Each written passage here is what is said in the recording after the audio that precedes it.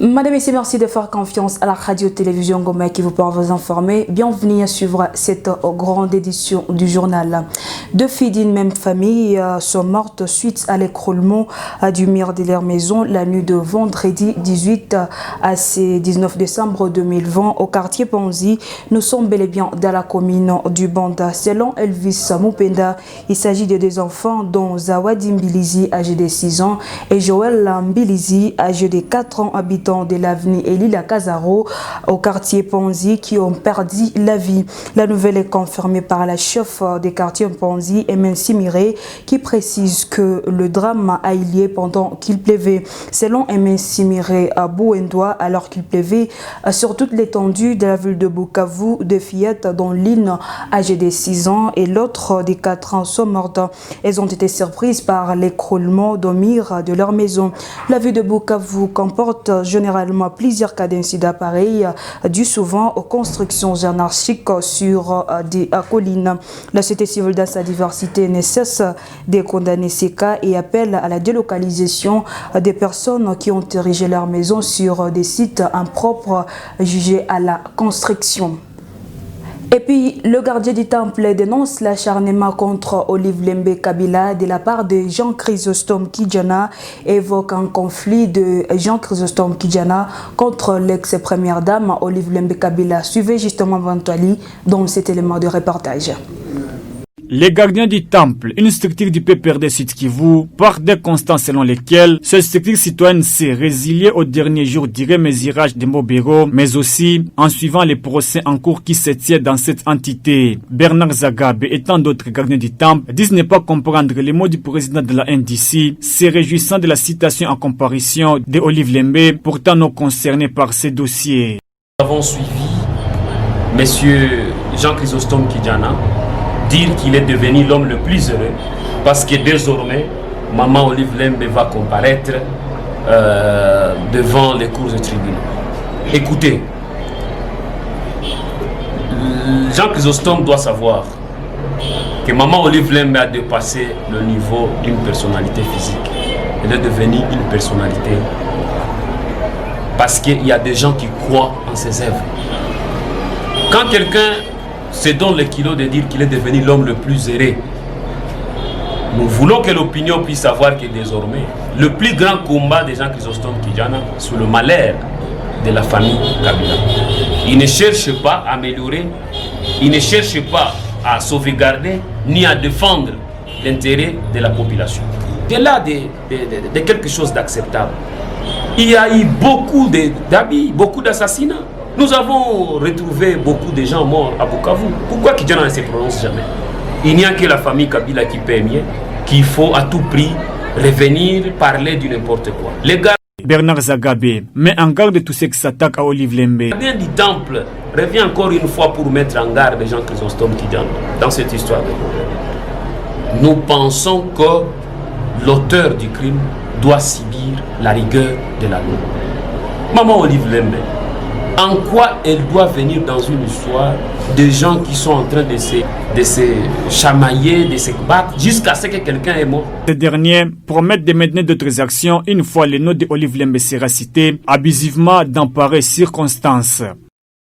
Et parlons toujours du gardien du temple. Les gardiens du temple du PPRD Sud Kivu réitèrent leur soutien à la coordination du Front commun pour les Congo FCC et appellent à l'union à la place des désaccords plutôt au sein de cette famille politique. Les gardiens du temple l'ont exprimé dans une déclaration rendue publique ce 19 décembre 2020. Encore une fois de plus, justement, Brantoli. Pour les gardiens du temple du PPRD, les caciques du Front commun pour le Congo ne devraient pas faire de la chasse contre les directeurs du FCC, leur lutte acharnée, mais par contre devraient s'unir pour un combat noble après la destitution de Mabunda. Bernard Zagabe estime que l'essentiel est de sanctionner tous les députés qui ont trahi au lieu de s'attaquer à Néhémie Mouilanya et à son équipe. Il est inadmissible que les gens qui ont mangé, que les gens qui ont parlé, que les gens qui ont juré devant l'autorité morale, la loyauté et la fidélité, se donnent le culot de trahir et après la trahison, au lieu de reconnaître que nous avons été trahis par le nôtre, que les gens déclenchent des combats stériles à l'interne. Nous estimons que le coordonnateur national du FCC n'est pas gestionnaire direct de chaque parti politique. Nous pensons que ça serait une erreur grave de vouloir responsabiliser à une seule personne ou un individu cette situation. Parce que les gens qui ont été trahis sont connus, leurs partis sont connus. Vous tirez sur le coordinateur national, mais vous ne dites rien sur ces députés qui ont été corrompus. Dans un autre chapitre, les gardiens du temple réitèrent leur soutien au bureau de coordination de leur famille politique. Le secrétaire permanent du PPRD mérite le soutien, mérite l'accompagnement. Le coordonnateur du FCC, mêmement, nous invitons tous les élus, nous invitons tous les présidents de partis politiques à l'île. Toutefois, ils ont prêché la cohésion sociale au sein de leur famille politique pour ne pas donner place à leurs adversaires politiques, surtout en cette période de crise en RDC.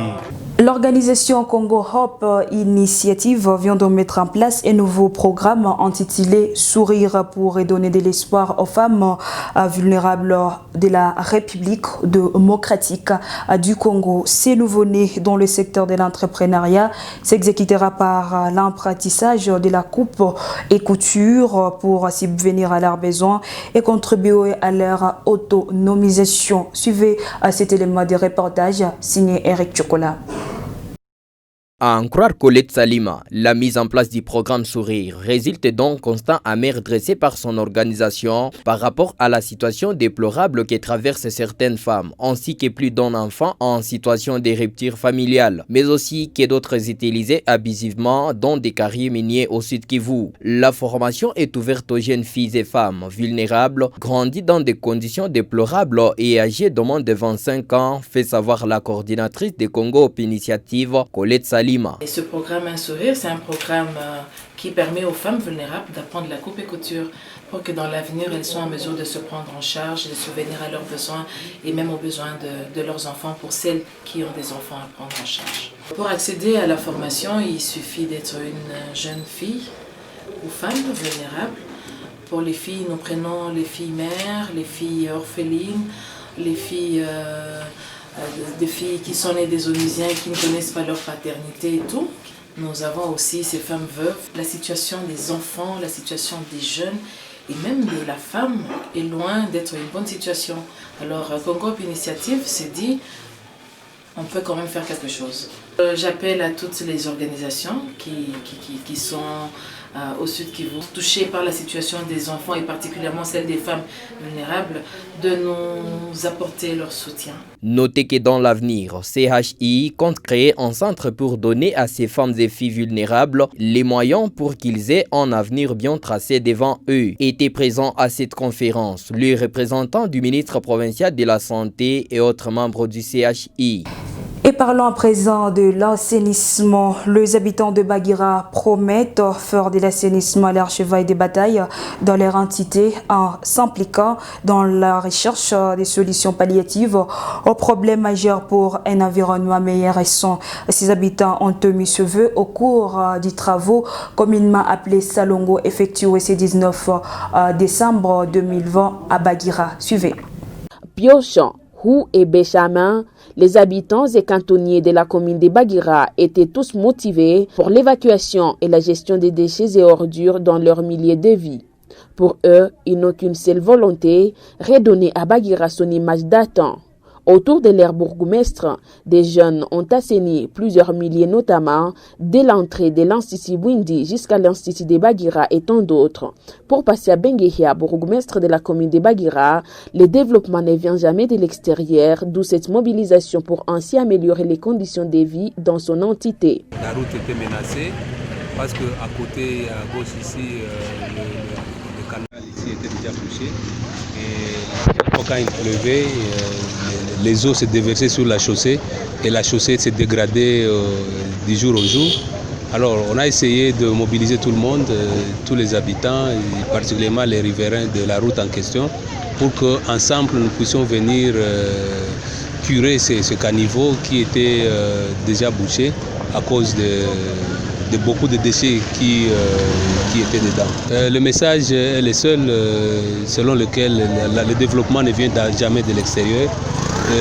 Nous sommes capables, nous-mêmes les habitants de Bagira, nous sommes capables de faire quelque chose et améliorer notre propre condition de vie. Et c'est ainsi que j'ai lancé l'appel et Dieu merci, les gens ont accepté, ils sont venus et ensemble nous mettons la main à la pâte pour que l'assainissement soit une réalité dans notre communauté. Notez que ce n'est pas la première action d'assainissement qui vient d'être effectuée à Bagira pour cette même raison.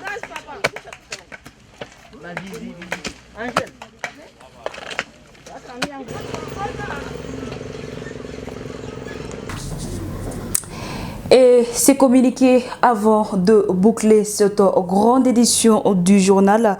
La direction des SMICO, Société des microcrédits congolais, Société anonyme, porte à la connaissance de son aimable clientèle que pour des raisons de proximité avec ses clients, elle continue à élargir son réseau d'agences bancaires au SMICO Cash à Bukavu. Pour l'instant, les clients peuvent désormais effectuer leurs opérations bancaires aux adresses suivantes: à Nyawera, au bureau de change Solex échange dans le bâtiment de Vision Chala, à l'ISK et son shop mobile Mono chez Fidèle à Koulontoa, à Kadoutoufun aux établissements Info Perso vers Pazapa, à quelques mètres du terrain de Founou, et puis à la place Moulamba dans l'ancien bâtiment des SMICO qui abrite aujourd'hui le bureau d'échange Bessico Service ARL, et au feu rouge dans l'agence SMICO située en face de la société d'Esco. SMICO compte bientôt multiplier ses points de vente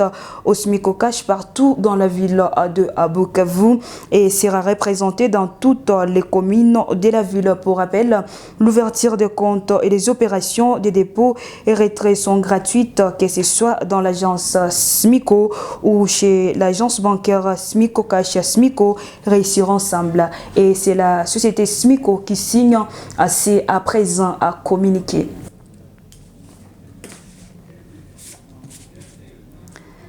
Madame, messieurs, et c'est bel et bien par là que nous bouclons cette grande édition du journal sur les tam-tam. Merci de nous avoir suivis. Nos informations restent en continu sur les www.rtnk.org. Merci et restez branchés.